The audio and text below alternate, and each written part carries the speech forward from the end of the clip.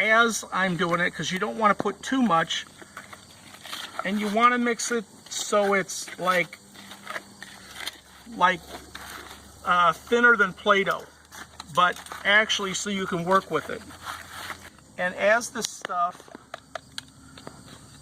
this MT15 dries, the chemical reaction in it gets hot. It shoots up to like 110 degrees or so, and then within like a half an hour or so it turns into solid rock.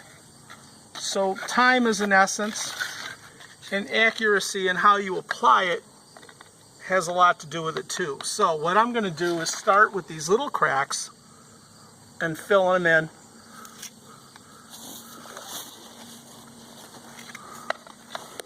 And even using my hand as a tool to apply this stuff. Mary Painter was found a couple years ago, and sometimes with the weather and how hard it is to find or locate the other pieces, it's very difficult, because not only they're covered over, but they're so deep in the ground that it's hard to locate them. Well, you can see that. And then here, these heavier voids, you start applying the MT15 into layers, especially if you're going in with this heavy stuff. You apply it in a heavy layer. Here I'm going in to apply this name. So we have to write the name in there. It helps somewhat, being an artist, to be able to put the name back in there properly. So Isaac Painter, her husband, was a sergeant in the War of 1812, and as he passed away in Livingston County in 1847, she moved to Streator and had her children move here with her. Her son, Isaac Painter Jr., drew up the first blueprints of pre-Streator, and we called it Unionville after the Civil War soldiers all came home from the war.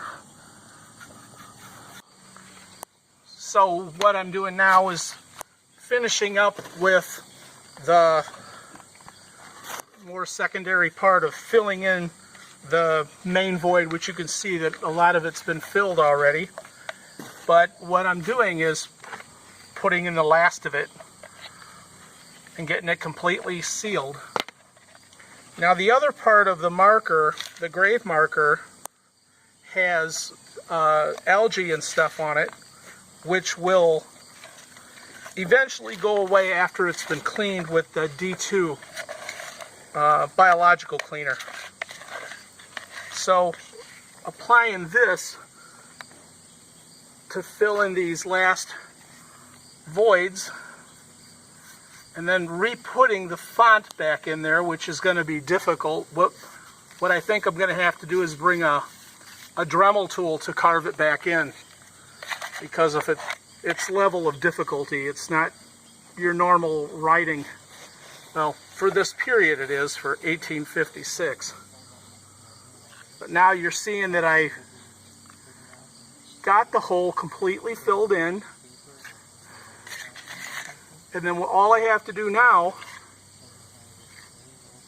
is to reincorporate the font of the wife of Isaac Painter, is what I'm going to do.